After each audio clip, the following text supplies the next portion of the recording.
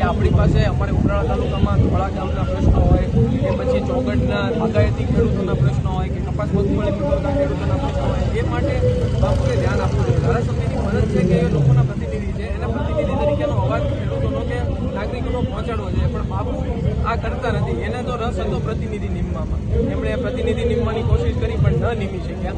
પણ હવે પ્રતિનિધિ ન નિમ્યા પછી પણ પોતે વિસ્તારમાં ક્યાં છે એ ખબર નથી પડતી. અમે તો એવું ઈચ્છીએ છીએ કે ગઢડાના ધારાસભ્ય આ અત્યારે આફતની પરિસ્થિતિમાં બહાર આવે, આવીને લોકોની હાલાકીને સમજે, આવીને ખેડૂતોનું નુકસાન જોવે. હું એમનું ધ્યાન દોરું કે ઉમરાળા તાલુકામાં જે ખૂબ મોટી નુકસાની છે, ચોગડ, દારૂકા, આજુબાજુ ટીંબા ગામ છે, એ બાજુ બાગાયતી ખેતી કરતા લોકોને પાણી ભરાવાની ખૂબ સમસ્યા થઈ છે.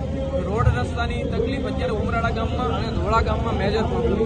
અમે એમને કહીએ છીએ ત્યાં સુવિધા પથ બનાવો. જ્યાં રોડ મંજૂર થઈ ગયા છે ત્યાં સિંગલ લેન થઈ ગઈ છે, બીજી લેન 6-8 મહિનાથી બાકી પડી.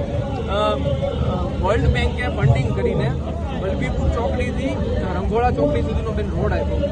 આ રોડ ખૂબ સારી કક્ષાનો બન્યો, એવી વાતો થઈ કે બહુ સારો બન્યો. હવે અત્યારે આ રોડમાં ખૂબ તકલીફો છે.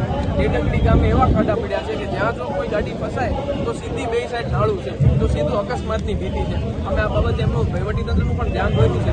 પણ આ રોડ પણ સળગતો પ્રશ્ન છે. તો ધારાસભ્ય બહાર કેમ નથી આવતા એ બહુ મોટી